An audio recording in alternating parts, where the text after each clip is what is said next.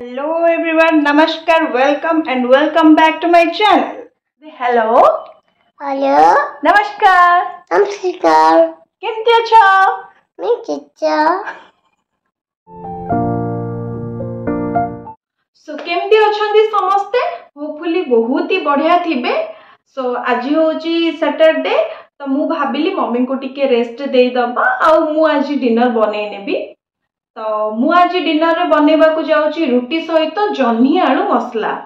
सो मु केमती कोन बनाउची चलंतु देखिबा. जन्ही आलू मसला रे हमकु सिझा आलू दरकार.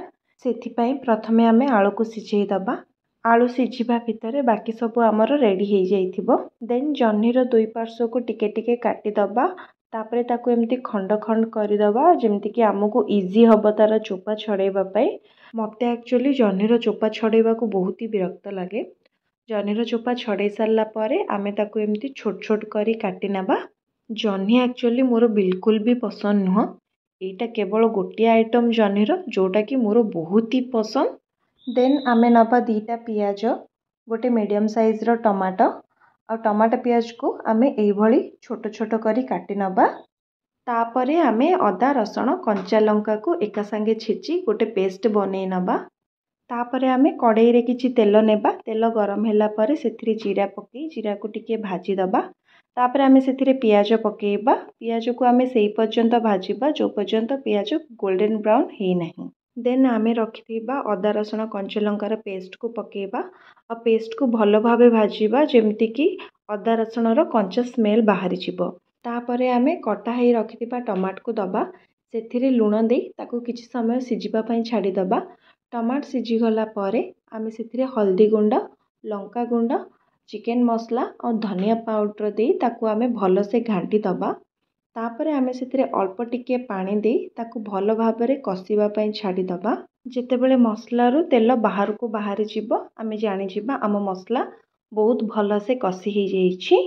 तापरे सेथिरे आमे सिझा हेतिबा आलू को दबा आ ताकू आमे 2 मिनिट पई कसी दबा. देन सेथिरे आमे जन्ही को देई दबा. ताकू भलो भाबरे घांटी देई किछि समय पई ताकू कवर करि नबा. तापरे देखिबे जन्ही रो पानी बाहरी जाइथिबो.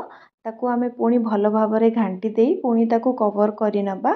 जन्ही रो पानी मरिला भितरे मु मम्मी को कहिबी टिके रोटी बनै देबे. मम्मी हाँ रोटी टा टिके बनै दो.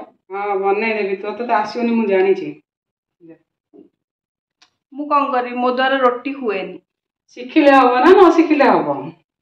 शिखबा. मो मम्मी एक्चुअली बहुत बढ़िया रोटी पूरा गोल से बनाती. तो मो द्वारा तो हबनी एमती केबे. शिखे बढ़िया. ये देखो फुला फुला सा रोटी, गोलू मोलू सा रोटी. या भितरे आम जन्ही आलू मसला पूरा बढ़िया से हो जाइछि. बहुत ही बढ़िया बास्ना होछि. मते तो बहुत जोर भूख होलानी.